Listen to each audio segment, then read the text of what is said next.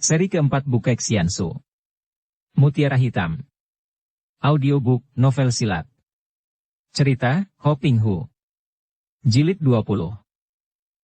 Kalau pukulan dilanjutkan, sebelum telapak tangan menyentuh baju Qiang Liong, tentu saja ujung pena akan lebih dulu bertemu dengan pergelangan tangan menotok jalan darah. Gerakan ini dilakukan seperti orang menulis huruf sehingga tak tersangka dan membingungkan lawan. Kembali Siang Mou Sini berseru keras dan menarik kedua tangannya sambil menggeser kaki mundur selangkah sehingga ia pun berhasil membebaskan diri daripada totokan kedua pensil. Qiang Liong, kau masih tidak mau menyerah. Lihat siapa mereka ini. Tiba-tiba Boulek Chou yang tadi memberi tanda kepada anak buahnya, menudingkan telunjuknya kepada dua orang gadis di sampingnya. Qiang Liong memandang dan matanya terbelalak. Wajahnya pucat karena dua orang gadis itu adalah Siang Kui dan Siang Hui, tampak lemas dan kakinya tangannya terbelenggu, memandang kepadanya dengan mata duka namun sedikit pun tidak takut. Liong tuaku, maaf, kami tertangkap kembali. Kata Siang Kui, sedih melihat kekagetan dan kekecewaan yang membayang di mata Qiang Liong. Liong tuaku, jangan hiraukan kami. Kata Siang Hui dengan suara lantang. Hahaha, Qiang Kongcu. Dua orang cucu ketua bengkau ini sungguh gagah dan manis. Sayang kalau mereka mati. Menyerahlah, dan mereka akan kubebaskan. Liong tuaku, kami tidak takut mati, teriak Siang Hui. Benar tuaku, jangan hiraukan kami. Jangan menyerah, lawanlah dan kalau dapat larilah. Teriak pula Siang Kui. Qiang Liong berdiri tegak ragu-ragu, wajahnya pucat. Melihat Boulek Chou memalangkan tongkatnya, mengancam di atas kepala dua orang gadis itu, maklumlah ia bahwa sekali ia bergerak, dua orang gadis itu tentu akan tewas. Dan dia seorang diri belum tentu akan dapat mengalahkan Boulek Chou dan Siang Mou Sini, apalagi dibantu banyak sekali pendeta jubah merah dan orang-orang Xixia.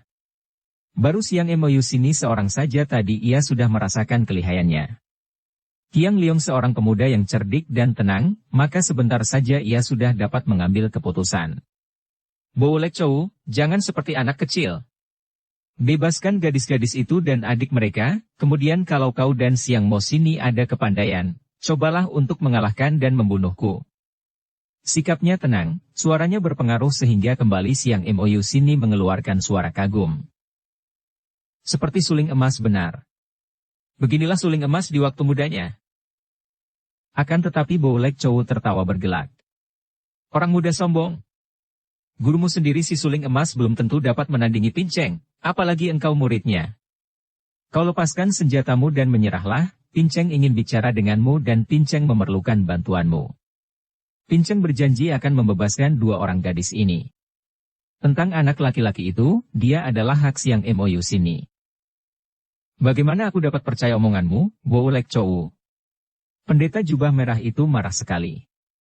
Qiang Liong, kau benar-benar memandang rendah kepada Pinceng. Tak tahukah engkau dengan siapa kau bicara? Pinceng adalah ketua yang terhormat dari para pendeta jubah merah. Sebagai pendeta kepala, sekali Pinceng mengeluarkan kata-kata, pasti tak ditarik kembali.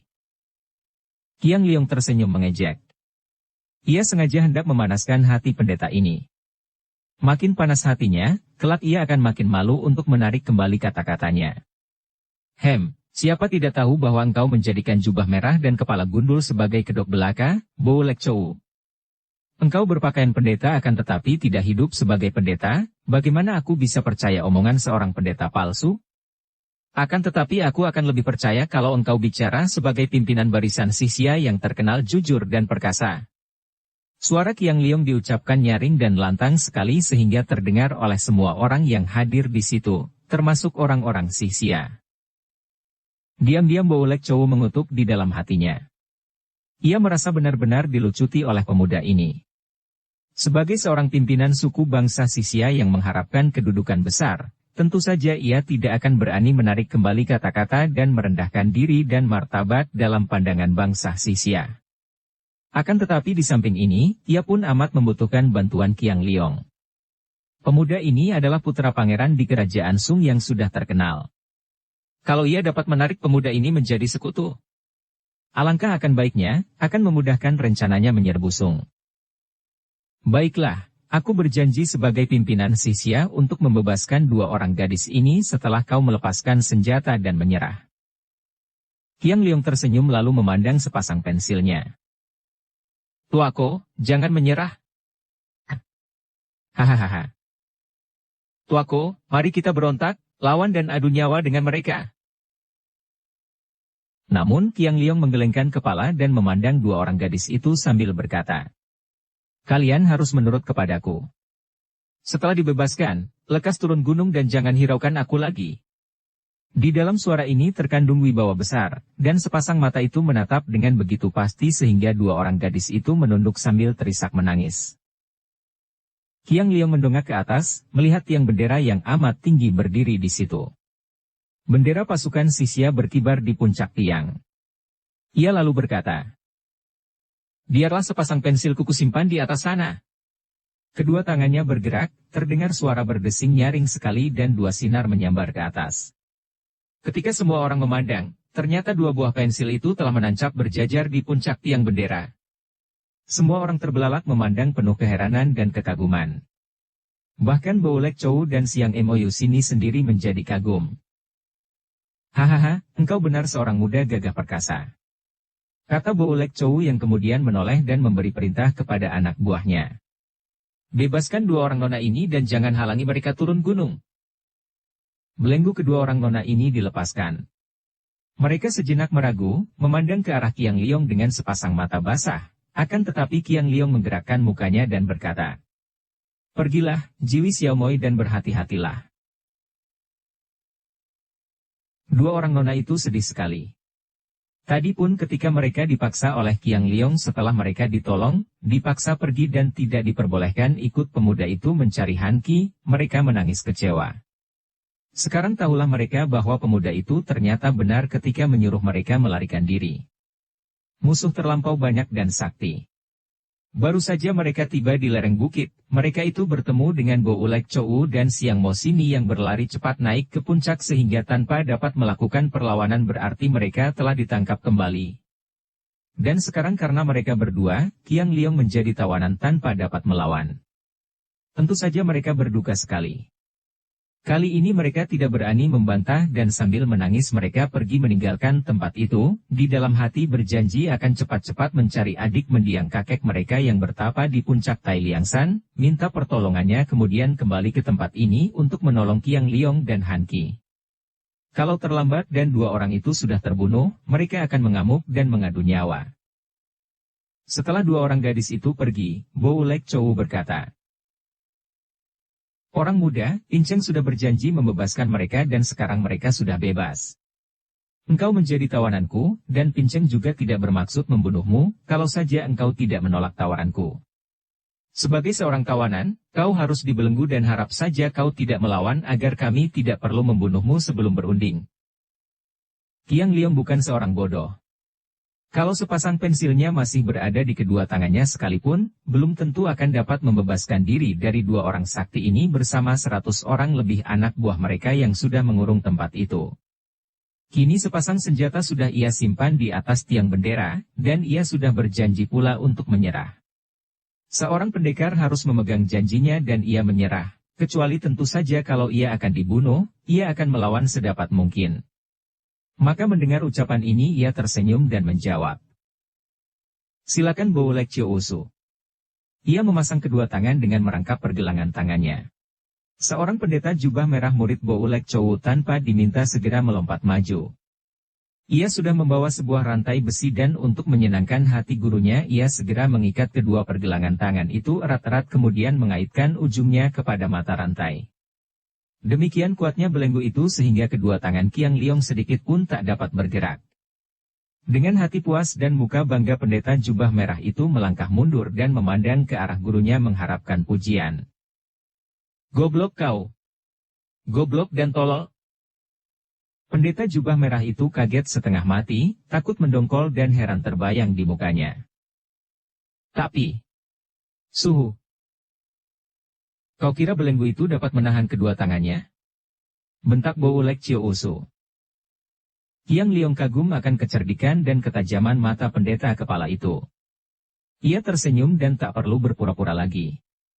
Sekali ia mengerahkan tenaga Kim Kong Kiat, terdengar suara keras dan rantai besi yang membelenggunya itu patah-patah. Kemudian ia menyodorkan kedua tangannya lagi kepada Bo Lek Chow. Semua anak buah yang berada di situ mengeluarkan seruan kaget dan melongo. Seekor harimau sekalipun tak mungkin dapat mematahkan belenggu seperti itu, dan pemuda ini mematahkannya sedemikian mudah. Biar ku belenggu dia untukmu.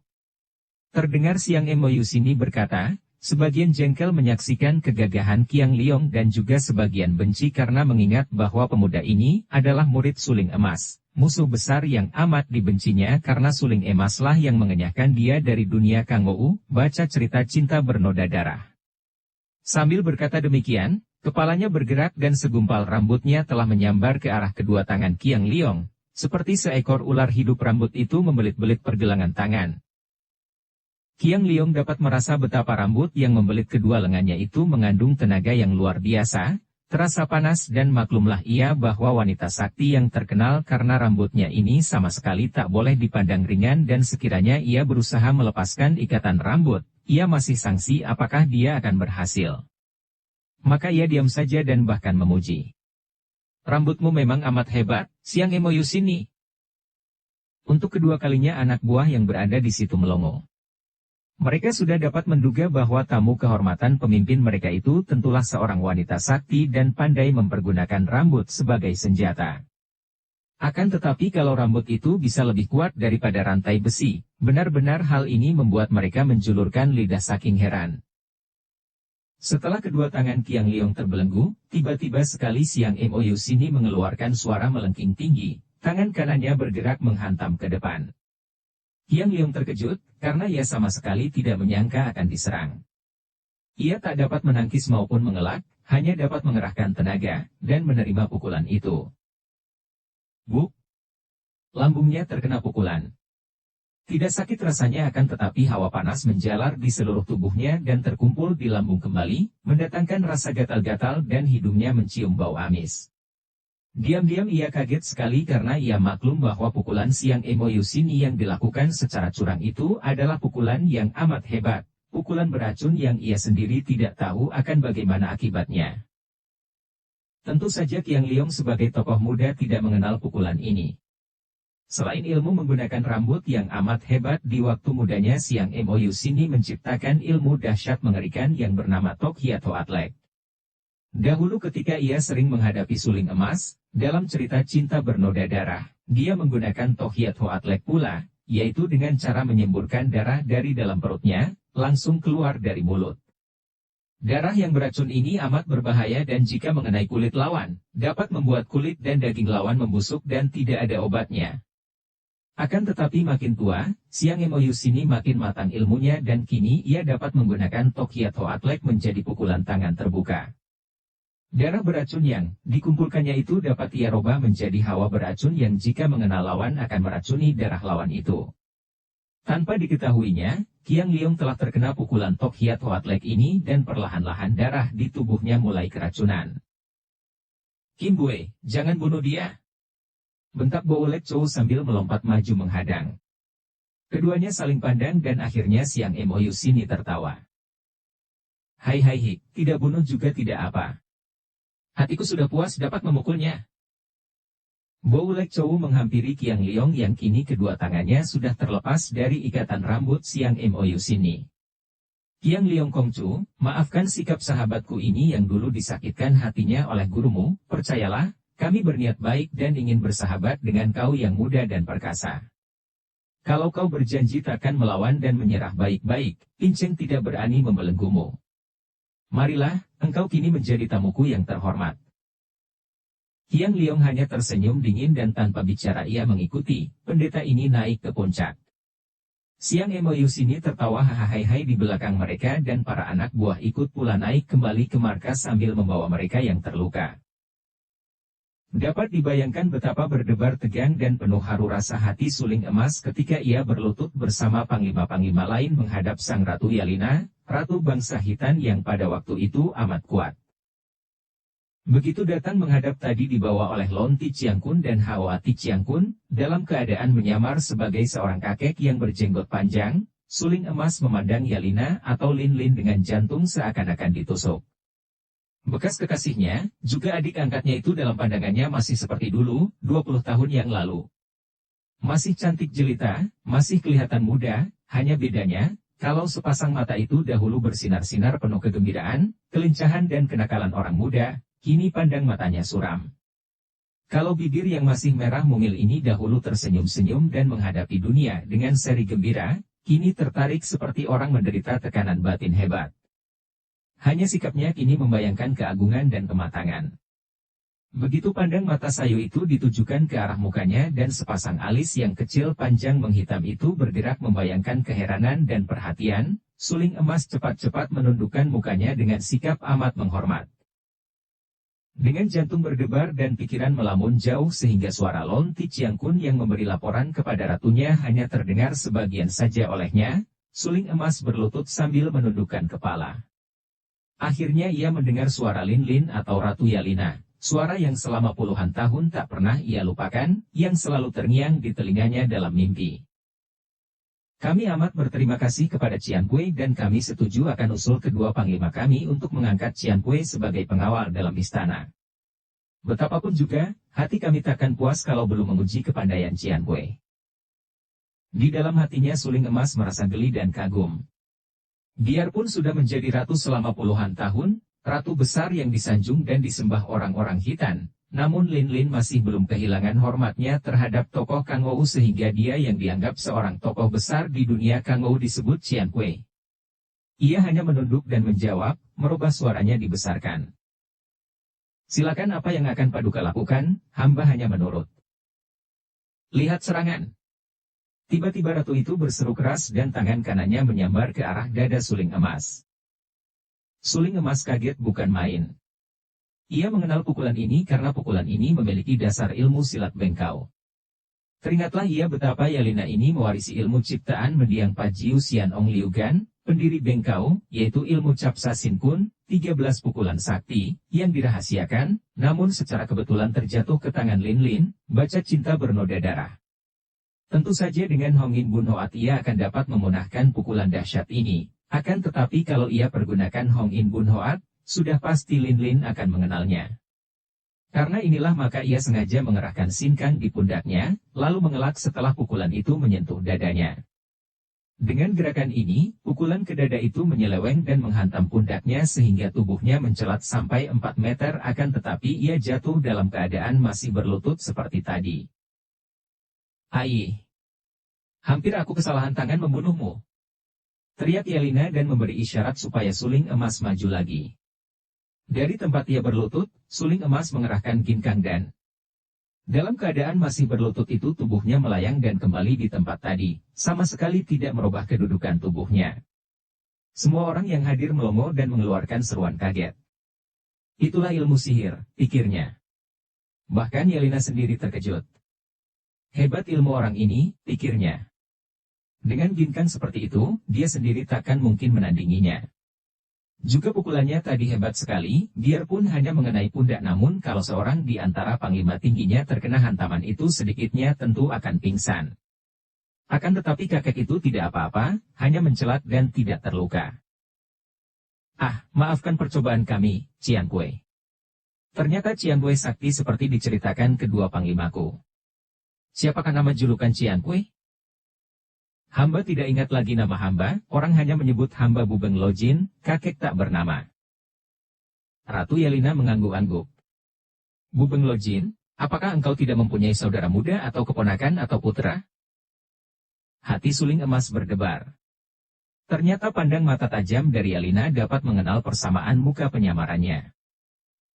Cepat ia menggelengkan kepala. Hamba hidup sebatang kara di dunia ini. Apakah maksud pertanyaan Paduka? Ratu Yalina menarik napas panjang. Tidak apa-apa, hanya kau mengingatkan aku akan seseorang. Ia berhenti termenung sejenak, wajahnya terliputi kedukaan, kemudian menyambung.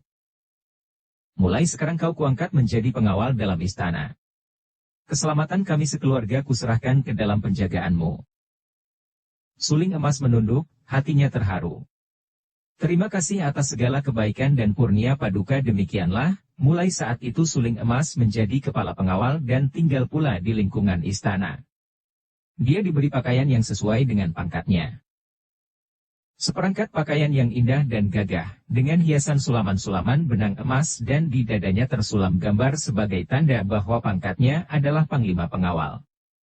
Kepalanya memakai topi bundar berhias bulu kuning, hiasan bulu bagi panglima yang tinggi.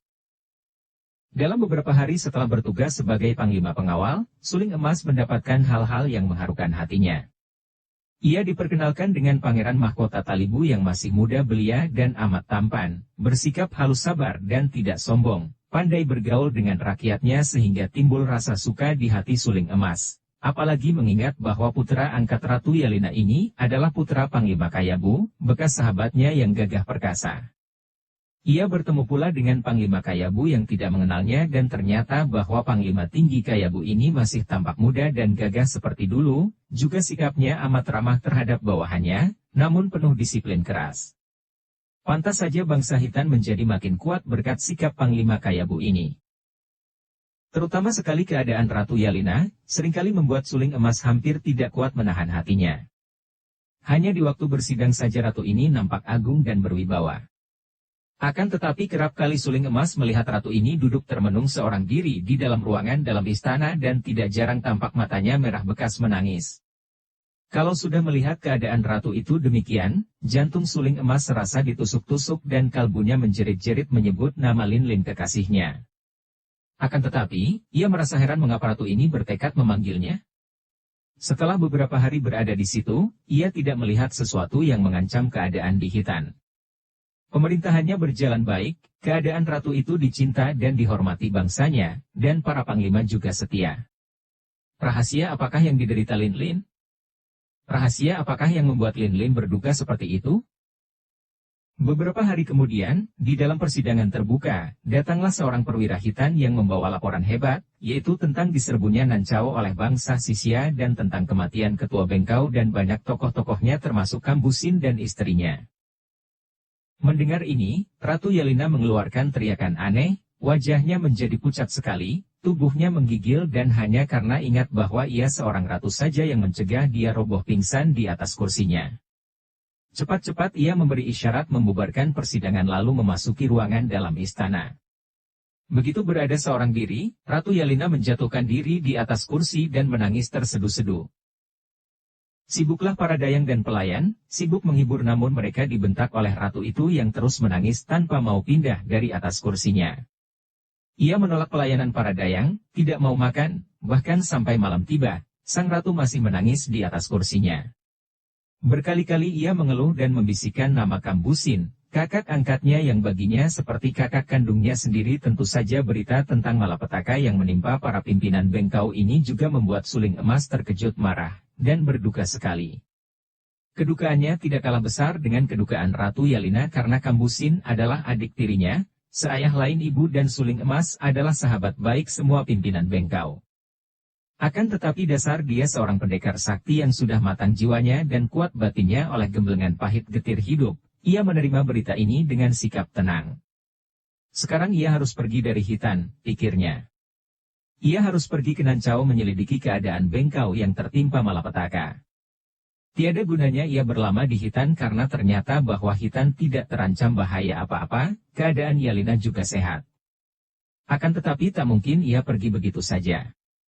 Malam ini ia harus bertemu dengan Yelina, memperkenalkan diri dan berpamit. Ia harus bertemu secara rahasia agar jangan ada yang tahu akan hubungan mereka. Sebagai seorang pengawal kepala, tentu saja mudah bagi Suling Emas untuk memasuki semua ruangan istana dengan dalih memeriksa keamanan. Akhirnya ia sampai di luar pekarangan di mana Yelina menangis. Ruangan itu amat indah, juga diterangi lampu penerangan seperti di siang hari saja. Ia mengintai dari balik tirai tebal. Tampak oleh Suling Emas betapa Ratu Yelina masih menangis, duduk di atas kursi dan menyandarkan kepala di atas lengan yang diletakkan di atas meja. Mukanya pucat sekali dan air mata bercucuran tiada hentinya di sepanjang pipinya. Seorang pelayan muda yang membawa tempat hidangan berdiri di belakangnya dengan bingung. Baru saja hidangan yang sengaja ia bawa datang dan membawanya kepada sang ratu, ditolak dengan bentakan marah. Dari belakang datang seorang dayang lain membawa teng, lampu, mereka berdua saling memberi tanda dengan mata dan gerakan tangan, Kemudian si pembawa hidangan mundur. Dengan menggerakkan pundak dan menghela napas panjang, kedua orang dayang itu lalu meninggalkan ruangan. Sunyi di ruangan itu, yang terdengar hanya isak tangis sang Ratu Yelena. Suling Emas belum berani memperlihatkan diri karena ia khawatir kalau para dayang akan melihatnya dan hal ini akan membuat malu sang ratu. Maka sambil menahan gelora keharuan hatinya, ia meninggalkan ruangan itu dan mengambil keputusan untuk menemui Yelena malam nanti di kamarnya untuk memperkenalkan diri dan berpamitan. Sambil menanti saat yang baik, Suling Emas lalu menemui perwira yang melaporkan tentang malapetaka yang menimpa bengkau itu. Perwira itu adalah seorang di antara petugas-petugas Hitan yang bekerja sebagai mata-mata atau penyelidik keadaan di luar Hitan. Memang Panglima Kayabu amat cerdik. Biarpun pada waktu itu Hitan tidak punya musuh, namun ia selalu menyebar mata-mata baik ke negara Sung, ke Nancau dan lain-lain tempat untuk mengetahui keadaan dan perubahan negara-negara lain itu.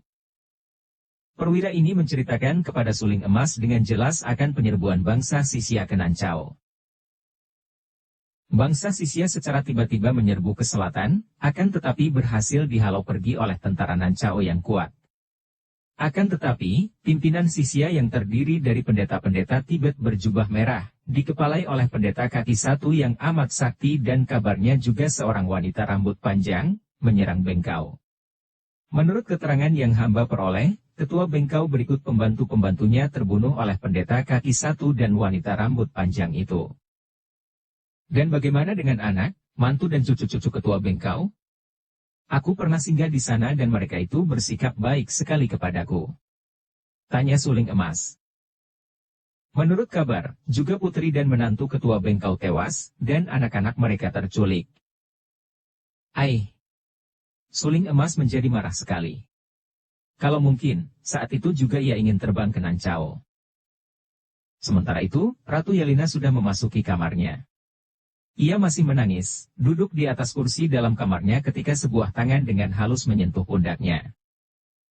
Ibu, jangan terlalu berduka. Suara Pangeran Talibu yang menghibur ibunya ini membuat tangis Ratu Yelena menjadi-jadi. Karena ratu ini teringat akan masa dahulu, ketika ia masih menjadi Kamlinlin, semenjak kecil bermain-main dengan Kambusin kakak angkatnya. Teringat pula ia akan pengalamannya melakukan perantauan dengan Kambusin dan Kamsian Eng kedua orang saudara angkatnya, sampai bertemu dengan Suling Emas. Makin jauh pula ia melamun, teringat akan Suling Emas kekasihnya, ayah dari Pangeran Talibu ini yang sekarang menjadi anak angkatnya. Padahal dialah sendiri yang melahirkan anak ini. Ah, anakku. Ia membalik dan merangkul Talibu sambil menangis.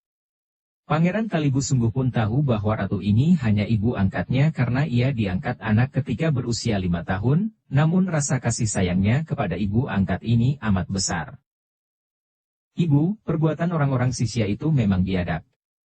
Biarpun aku belum pernah bertemu dengan Paman Kambusin yang menjadi kakak angkat ibu, namun aku sudah dapat membayangkan kebaikannya dan betapa besar ibu menyayangnya.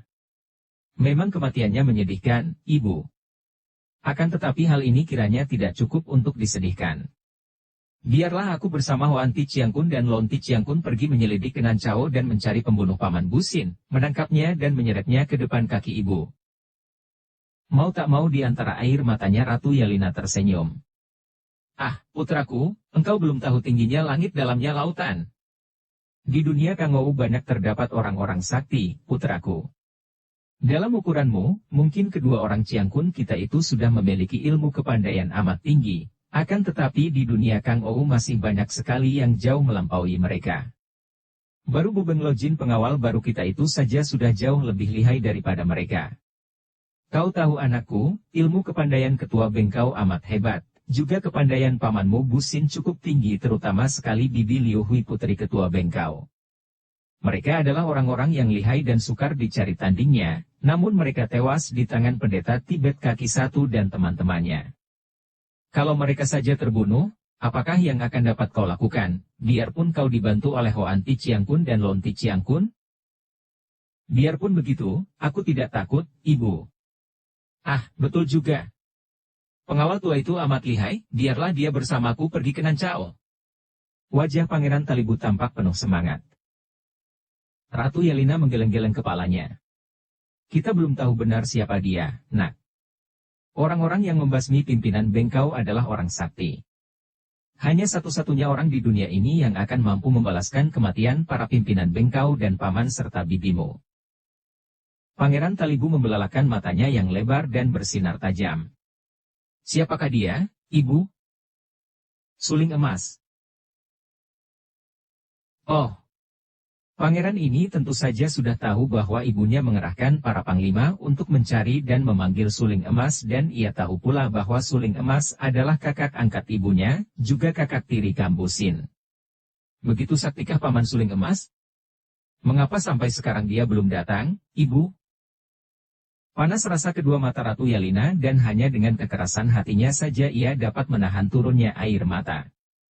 Mendengar Talibu menyebut paman kepada suling emas, hatinya mengerti. Dia ayahmu. Dia ayah kandungmu. Akan tetapi mulutnya hanya berkata lirih, mudah-mudahan usaha para panglima mencarinya akan berhasil dan dia suka datang ke sini, Talibu. Sekarang ibumu hendak tidur. Dengan gerakan lemas ratu itu lalu menghampiri pembaringannya menjatuhkan diri di atas pembaringan, memeluk guling dan membanjirlah air matanya membasahi bantal. Sejenak Pangeran Talibu berdiri bengong, kemudian menarik napas panjang dan hatinya ikut sedih sekali menyaksikan kedukaan ibunya. Ibu, perkenankanlah aku malam ini tidur di sini menemani ibu. Dengan suara serak dan hati terharu, juga senang mendengar puteranya yang jelas memperlihatkan kasih sayang kepadanya, ia menjawab. Baiklah, Talibu. Pangeran itu lalu menghampiri sebuah dipan di sudut kamar yang luas itu, merebahkan diri dan berkali-kali menarik napas panjang. Ratu Yalina dalam dukanya terisak-isak tak dapat tidur, dan Pangeran Talibu juga gelisah sukar sekali pulas. Namun menjelang tengah malam, akhirnya mereka pulas juga. Ibu dan anak itu tidak tahu bahwa semua percakapan mereka sejak tadi didengar oleh orang yang menjadi bahan percakapan mereka. Suling emas telah berdiri di balik jendela mendengarkan dengan hati terharu. Ia juga merasa girang mendapat kenyataan betapa Pangeran Talibu, sungguh pun hanya putra angkat Ratu Yalina, namun ternyata amat mencinta ibunya. Anak itu mewarisi watak baik ayahnya, Panglima Kayabu, pikirnya. Setelah ibu dan anak itu tidur pulas yang dapat diketahuinya dari pernapasan mereka yang halus teratur, suling emas lalu membuka jendela dan melompat ke dalam kamar peraduan. Sebagai seorang pengawal kepala, tentu saja para pelayan yang tadi melihatnya di bagian pedalaman istana tidak ada yang menaruh curiga. Bukankah kepala pengawal dalam memang tugasnya menjaga keselamatan keluarga ratu? Karena itulah maka suling emas dapat mengintai dan kini melompat ke dalam tanpa ada yang tahu atau menduga. Kini ia berdiri di tengah kamar. Hatinya tidak berdebar lagi. Ia merasa seolah-olah berada di dalam kamarnya sendiri. Seolah-olah sudah selayaknya ia berada di dalam kamar di mana Lin Lin tidur nyenyak. Pula, kamar ini tidaklah asing baginya. Ketika Lin Lin mula-mula menjadi ratu 20 tahun yang lalu, ia berdiam di kamar ini selama sebulan. Berdiam di kamar ini bersama Lin Lin, menikmati jalinan cinta kasih mereka, seperti sepasang mempelai berbulan madu. Maka kini ia merasa wajar berada di sini. Hanya adanya Pangeran Talibu yang tidur di sudut kamar, di atas dipan, rebah miring menghadapi dinding, membuat ia merasa canggung. Betapapun pemuda itu putra angkat Yalina, namun dengan dia bukan apa-apa. Namun, keberangkatannya ke Nancao berhubung dengan malapetaka yang menimpa Bengkau tak dapat diundur lagi. Besok pagi-pagi ia harus sudah berangkat dan malam inilah saat dan kesempatan terakhir baginya untuk bertemu dan memperkenalkan diri kepada Lin Lin. Suling emas lalu menanggalkan penyamarannya. Mula-mula ia membuka kumis dan jenggot palsu yang menyembunyikan mukanya. Hatinya lega ketika melirik ke arah Pangeran Talibu yang masih tidur nyenyak. Setelah menanggalkan jenggot palsu, ia lalu menanggalkan jubah panglima dan di sebelah dalamnya ia memakai pakaiannya sendiri yang sederhana. Bahan penyamarannya itu ia lemparkan di sudut, kemudian ia melangkah maju menghampiri pembaringan Ratu Yalina. Dari balik kelambu sutra tipis itu tampaklah tubuh yang masih langsing padat itu, berselimut sampai pinggang, tidurnya miring memeluk guling menghadap ke dinding. Limoy. Ia memanggil dengan suara gemetar dan dari luar kelambu tangannya bergerak, menggunakan angin dorongan tangannya yang amat kuat sehingga tanpa menyentuh tubuh Ratu Yalina, ia dapat membuat tubuh itu berguncang keras. Ratu Yelena, biarpun seorang ratu, adalah seorang ahli silat yang berkepandaian tinggi. Sebagaimana lazimnya seorang ahli silat, dalam keadaan bagaimanapun urat syarafnya selalu siap sedia menghadapi segala macam ancaman. Oleh karena itu, biarpun seorang ahli silat sedang tidur nyenyak, apabila tersentuh atau terguncang sedikit saja tentu akan bangun dan seketika sadar dan siap membela diri. Ketika Yelena terguncang oleh angin dorongan tangan suling emas, segera tubuhnya mencelat keluar dari pembaringan dan berdiri di depan suling emas. Tangannya sudah siap mengirim pukulan ketika ia melihat seorang laki-laki tinggi besar berdiri di depannya.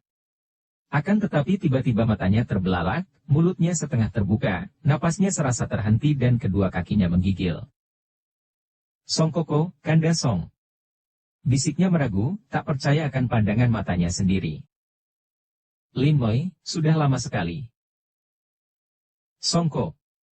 Yelena menjerit dan menubruk, kedua tangannya merangkul leher suling emas dan mukanya merapat di dada laki-laki itu sambil menangis terisak-isak. "Song Koko. Ah, Song Koko." Suling emas menunduk, membenamkan mukanya di dalam rambut yang halus harum itu, kedua matanya basah air mata, kedua tangannya memeluk. Sampai lama mereka berdua dalam keadaan seperti ini, tiada kata-kata keluar dari mulut mereka, namun getaran perasaan mereka mewakili 1000 bahasa. Tiba-tiba Yelena merenggutkan dirinya terlepas, lalu melangkah mundur 2 tindak, memandang dengan pipi dan mata basah. Bibirnya berbisik-bisik, matanya dikejap-kejapkan. "Ah, tak mungkin. Ini tentu hanya mimpi. Hanya mimpi." Ia terseduh dan pelak. Ditamparnya pipinya sendiri dengan maksud agar ia sadar dari mimpi. Pipinya terasa panas dan kedua lengan suling emas yang memeluknya terasa hidup, bukan mimpi. "Ah, Song Koko. Kau benar-benar datang." Jeritnya kemudian dan tangisnya makin menjadi-jadi. Demikian ketat ia memeluk suling emas, rapat-rapat ia menempelkan muka ke dada orang yang dicintainya itu seakan-akan tak hendak melepaskan kembali. Suling emas amat terharu, namun sebagai seorang sakti yang sudah dapat menguasai perasaannya, ia hanya meramkan mata dan merasa betapa dadanya basah. Air mata yang membasahi dada dan terasa dingin itu seolah-olah air embun yang menyiram akar jantungnya yang telah lama melayu dan mengering. Ia meramkan kedua mata, merasa bahagianya dapat memeluk wanita ini. Namun, dalam keadaan demikian, telinganya masih dapat menangkap gerakan di sebelah belakangnya. Kemudian malah ia tahu ketika tiba-tiba ada sambaran angin pukulan menghantam punggungnya dengan keras. Ia tidak bergerak, hanya mengerahkan sinkang menjaga punggung. Des.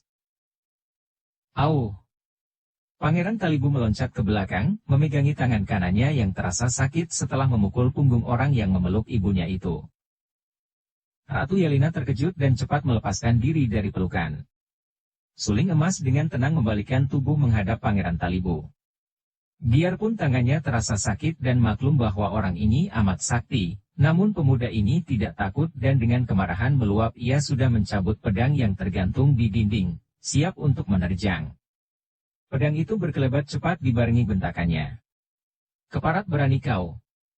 Sinar pedang itu meluncur dan menusuk ke arah dada suling emas yang sekali tidak bergerak, hanya tersenyum. Pelak. Terang. Pedang itu terpental dari tangan Talibu ketika Yelena maju dan menepuk lengannya. "Ibu." Pemuda itu berseru, heran, bingung dan marah. "Jangan, Talibu. Tenanglah, dengarlah baik-baik. Dia inilah yang bernama Suling Emas." Pangeran Talibu melongo. Semenjak kecil sudah didengarnya nama Suling Emas ini, nama yang dikagumi dan dipuji-puji oleh ibunya, oleh Panglima Kayabu dan semua panglima tua di Khitan. Ia tahu bahwa selain Suling Emas ini seorang pendekar sakti juga masih kakak angkat ibunya. Kini kemarahannya lenyap, terganti rasa malu dan canggung sungguh pun masih ada perasaan heran mengapa pamannya itu menemui ibunya pada tengah malam, di dalam kamar pula dan mereka tadi berpelukan begitu mesra. Talibu segera menjura dengan penuh hormat dan berkata, "Paman, mohon maaf atas kekurang ajaranku, karena saya tidak tahu." "Paman apa?" "Talibu, kini tiba saatnya ibumu membuka semua rahasia. Dia ini adalah ayahmu."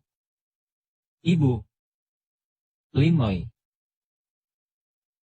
Entah siapa lebih kaget antara Pangeran Talibu dan Suling Emas mendengar ucapan ini, wajah Suling Emas sampai menjadi pucat sekali dan kedua kakinya menggigil, kepalanya pening. Pangeran Talibu memandang ibunya dengan mata terbelalak dan mulut ternganga, tidak percaya dan khawatir kalau saking sedihnya ibunya menjadi berubah ingatan.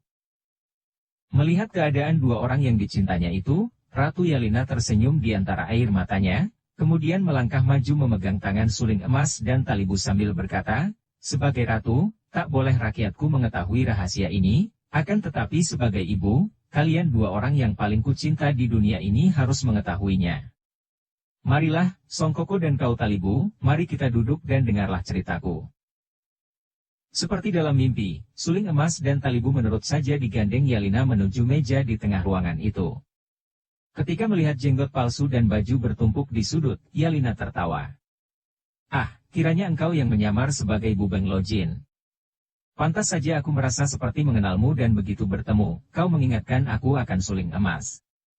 Koko, kenapa kau begini kejam menggodaku, tidak langsung menemuiku yang sudah 20 tahun mengharap-harapmu?" Suling Emas menjatuhkan diri di atas kursi sambil menarik napas panjang. Pangeran Talibu memandang wajah Suling Emas dengan bermacam perasaan mengaduk hatinya. Tentu saja pemuda ini menjadi bingung setengah mati. Selama ini yang ia ketahui adalah bahwa dia adalah putra kandung Panglima Besar Kayabu yang pada usia 5 tahun diangkat putra oleh sang ratu. Dan kini dari Ratu Yelena sendiri ia mendengar bahwa dia adalah putra Suling Emas. Bagaimana ini? Lin Moi, semenjak pertemuan antara kita 20 tahun yang lalu, dengan terpaksa sekali dan dengan hati luka aku terpaksa meninggalkan Hitan, meninggalkan engkau yang sudah menjadi ratu. Tak mungkin aku mencemarkan dan merusak namamu di mata rakyatmu hanya demi kesenangan hatiku sendiri.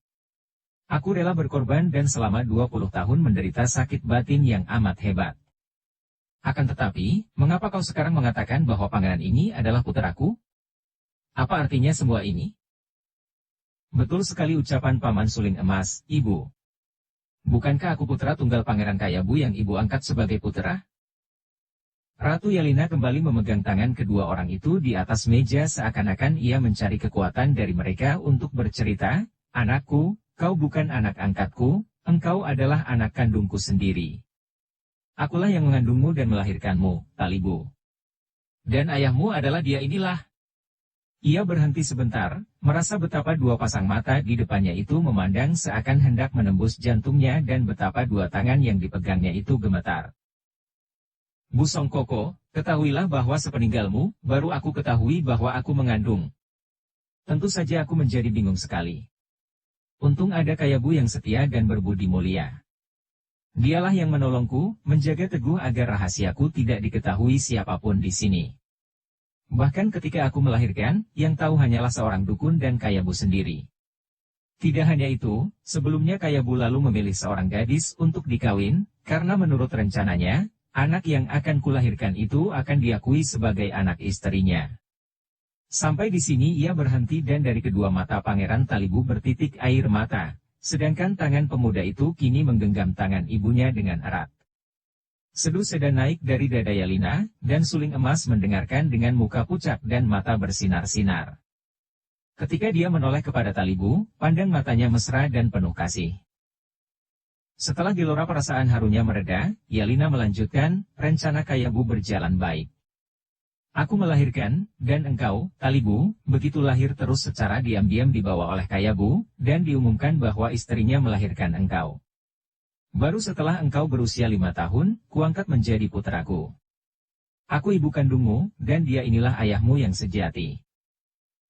Talibu tak dapat menahan perasaannya lagi. Ia bangkit berdiri dari tempat duduknya lalu memeluk ibunya. "Ibu, ibu." Mereka bertangisan, kemudian pemuda itu berlutut di depan Suling Emas sambil berkata dengan suara menggetar, "Ayah." Dua titik air mata menetes di atas pipi pendekar sakti itu ketika ia memeluk putranya dan mengangkat bangun. "Terima kasih kepada Tian bahwa aku dikaruniai seorang putra seperti engkau, Talibu. Engkau tampan dan gagah, sungguh aku merasa bangga sekali." Akan tetapi tiba-tiba Yelena menangis terseduh-seduh, tangis yang amat sedih. Suling Emas dan Talibu menjadi terkejut dan heran. "Mengapa Yelena berduka?" Padahal bukankah pertemuan antara ibu, anak, dan ayah ini suatu peristiwa yang amat menggembirakan?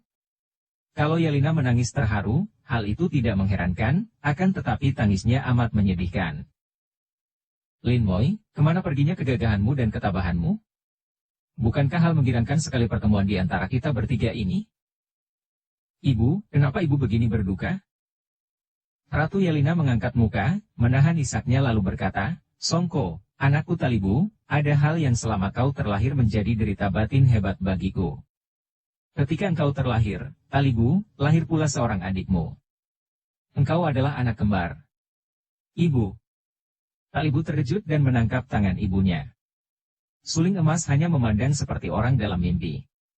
Adik kembarmu itu kemudian oleh Panglima Kayabu diserahkan kepada nenek dukun untuk dipelihara baik-baik dan dirahasiakan dari orang lain, sementara engkau sendiri dibawa pergi Panglima Kayabu.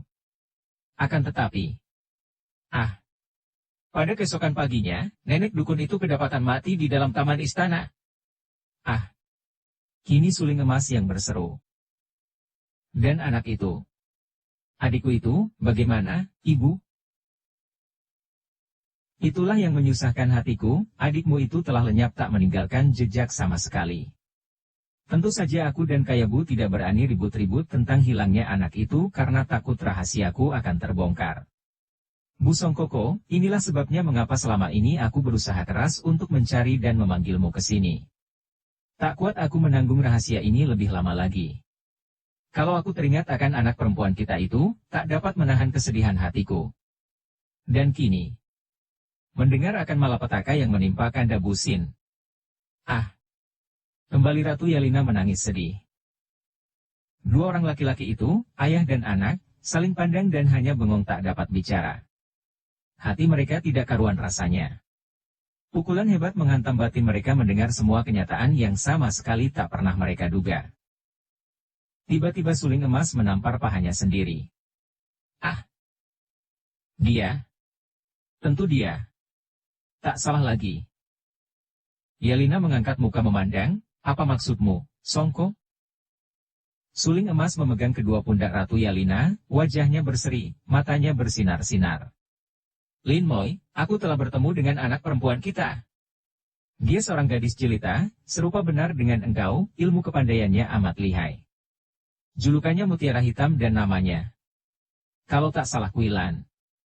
Dia menjadi murid Xian Eng. Yelena meloncat bangun, matanya terbelalak. Betul juga. Mayat nenek dukun itu mengalami pukulan yang hebat. Kiranya Enci Xian Eng yang membunuhnya dan membawanya pergi anakku. Akan tetapi, mengapa ia tidak menjumpai aku? Mengapa ia berbuat begitu aneh?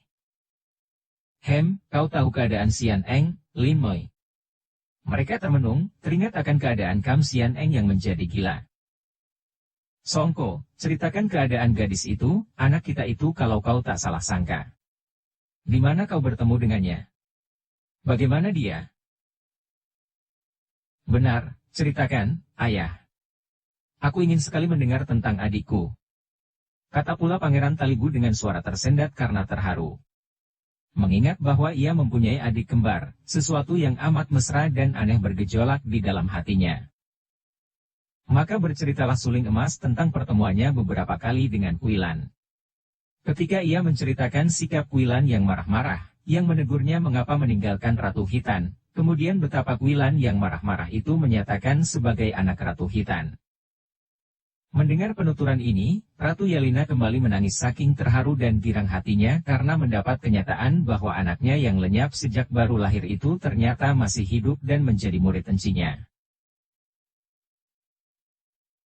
Dia cantik dan gagah, ilmu silatnya ganas dan dahsyat lagi aneh, tentu saja karena dia murid Xian Eng yang mewarisi semua kitab mendiang ibuku dan mempelajarinya secara ngawur dalam keadaan sakit ingatan. Kuilan amat galak dan jujur, berani tak mengenal takut, persis seperti ibunya. Suling emas teringat akan ini tertawa dan Yelena dalam tangisnya juga ikut tertawa. Melihat betapa ayah dan ibunya saling berpandangan mesra, mengingat pula bahwa selama 20 tahun mereka tak saling jumpa, Pangeran Talibu yang sudah menjelang dewasa dan yang hatinya masih terguncang menghadapi kenyataan luar biasa tentang dirinya, lalu berkata, Harap ayah dan ibu maafkan aku. Aku masih bingung dan pusing akan kenyataan yang hebat dan membahagiakan hati ini. Aku ingin mengasuh. Tanpa menanti jawaban, pemuda ini segera lari keluar dari kamar ibunya sambil menutupkan daun pintu. Pemuda ini sesungguhnya tidak pergi ke kamarnya, melainkan menjaga di ruangan luar untuk melarang siapa saja, juga pelayan-pelayan ibunya, andai kata malam itu ada yang memasuki kamar ibunya. Sampai lama suling emas dan Yelena saling pandang, kemudian seperti ditarik oleh besi semberani, keduanya saling peluk. Semua kerinduan hati, semua rasa cinta kasih yang selama ini ditahan-tahan dan dipendam, kini tercurahkan. Sampai pagi mereka tidak tidur, berbisik-bisik mesra dan menceritakan pengalaman masing-masing. Akhirnya, ketika malam terlewat menjelang pagi, suling emas berkemas dan berkata, "Sekarang juga aku akan berangkat, Lin Moy. Betapapun juga, malapetaka yang menimpa Bengkau tak mungkin kudiamkan begitu saja." "Engkau benar, Koko. Akan tetapi, betapa aku akan kehilangan dan kesepian lagi. Ah, betapa inginku selamanya tinggal di sampingmu, tak pernah berpisah lagi. Agaknya aku rela meninggalkan kedudukanku sebagai ratu." "Lin Moy, tidak mungkin begitu, belum tiba waktunya. Engkau harus ingat akan nasib bangsamu dan kulihat putra kita Talibu amat cakap menjadi calon raja. Apabila ia sudah cukup masak dan kau angkat menjadi penggantimu memimpin bangsanya, barulah tepat rasanya kalau engkau ingin menghabiskan masa hidup di sampingku. Aku pun sudah bosan menghadapi segala macam urusan dunia ramai dan setelah putra kita menjadi raja, marilah ikut bersamaku ke puncak gunung berdua dan menghabiskan sisa hidup di sana. Akan tetapi sekarang kita berdua masih menghadapi tugas berat. Engkau menuntun Talibu memimpin rakyatmu, dan aku akan pergi ke Nancao sekalian mencari putri kita, Kuilan atau Mutiara Hitam." Mendengar kalimat terakhir ini, berserilah wajah Ratu Yelena. "Mutiara Hitam. Alangkah seramnya julukan anakku, Songko, jahatkah dia?" "Kurasa tidak jahat, hanya aneh seperti gurunya." Tak lama kemudian berangkatlah suling emas, berangkat dengan diam-diam meninggalkan istana hitam, diantar oleh peluk cium penuh kasih sayang Ratu Yelena dan pandang mata berlinang air mata sampai bayangannya lenyap di balik kesuraman fajar. Dengan kepandaiannya yang luar biasa, mudah saja bagi suling emas untuk pergi tanpa diketahui seorang pun penjaga. Pada keesokan harinya, Panglima Talibu memberitahu para panglima bahwa kepala pengawal Bubeng Lojin semalam berpamit dan pergi. Karena semua panglima mengenal Bubeng Lojin sebagai seorang yang aneh, mereka tidak menjadi heran, hanya kagum karena kepergian kakek itu seperti iblis saja, tak terlihat oleh seorang pun penjaga. Di antara para panglima tentu saja hanya Lon Ti Chiang Kun dan Hoan Ti Chiang Kun yang tahu bahwa kakek aneh itu sebetulnya adalah suling emas, kakak angkat sang ratu. Ruangan itu lebar dan indah. Dindingnya terhias lukisan-lukisan yang amat indah dan kuno. Mereka duduk menghadapi sebuah meja bundar yang lebar, masing-masing duduk di atas sebuah bangku berukir naga. Qiang Liong tampak tenang, sungguh pun diam-diam ia mencari akal untuk dapat meloloskan diri. Kalau ia tidak ingat akan Kam Han Ki, tadi setelah Siang Kui dan Siang Hui dibebaskan, tentu ia sudah memberontak dan lari pula. Akan tetapi dia sudah mengambil keputusan untuk menolong Kam Han Ki. Di sebelah depannya, terhalang meja itu, duduk Bo Ulek Chow dan Siang Moyu Sini.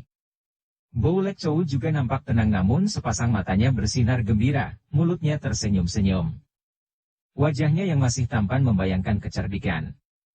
Adapun Siang Moyu Sini yang duduk di sampingnya, memandang Qiang Liong dengan bibir tersenyum dan matanya kadang-kadang memandang kagum akan ketampanan dan kemudaan pemuda itu, akan tetapi juga kadang-kadang dengan penuh kebencian kalau ia teringat bahwa pemuda ini adalah murid suling emas musuh bebuyutan yang dibencinya. "Qiang Kongcu, kami telah mendengar bahwa kau adalah putra pangeran, berarti engkau adalah seorang pemuda bangsawan tinggi. Juga engkau adalah murid suling emas, berarti kepandaianmu juga amat lihai. Karena kedua kenyataan itulah maka Pinceng tidak mau bermusuhan denganmu dan rela membebaskan dua orang gadis tawanan. Qiang Kongcu, sebagai seorang pemuda bangsawan, apakah engkau tidak bercita-cita untuk memiliki kedudukan yang paling tinggi?" Qiang Liong memandang tajam penuh selidik. "Apa maksudmu?" tanyanya tenang. "Hehehe, Tiang Kongcu yang cerdik pandai masa belum dapat menduga maksud Pinceng? Kerajaan Sung adalah amat buruk pemerintahannya dan amat lemah, hal ini sudah jelas dan Kongcu tentu mengetahuinya. Terhadap kekuasaan Hitan dan Nancao yang kecil saja tidak mampu melawan. Bukan tidak mampu melawan, melainkan karena kedua kerajaan itu adalah kerajaan sahabat, Qiang Liong membantah sungguh pun diam-diam di hatinya ia membenarkan omongan pendeta itu. Hahaha. Mana bisa bersahabat dengan orang-orang Hitan dan dengan Nancao yang kecil dan mengganggu? Kerajaan Sung seringkali dipaksa membayar upeti kepada kerajaan Hitan, hal itu jelas menandakan bahwa Sung hanya dapat menghadapi lawan dengan sogokan. Dan untuk memperoleh harta benda sogokan itu tentu saja caranya memeras rakyatnya. Tiang Kongcu, hal itu sudah Pinceng ketahui jelas berdasarkan penyelidikan bertahun-tahun, tak perlu Kongcu menyangkal pula. Andai kata benar pendapatmu bahwa kerajaan Sung lemah, habis apakah yang kau hendaki? Pertanyaan Qiang Liong masih tenang, padahal di dalam hatinya ia berdebar keras.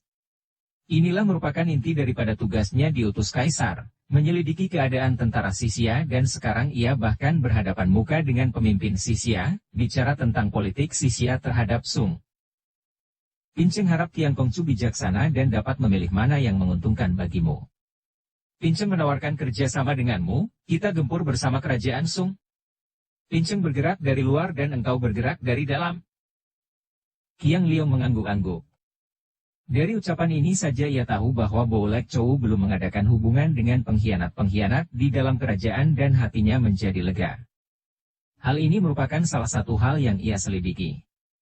Dengan suara tenang ia bertanya, dan balas jasaku.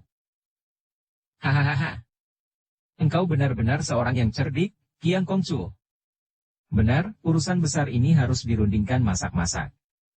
Bagaimana kalau engkau menjadi raja kerajaan Sung, Qiang Kongcu?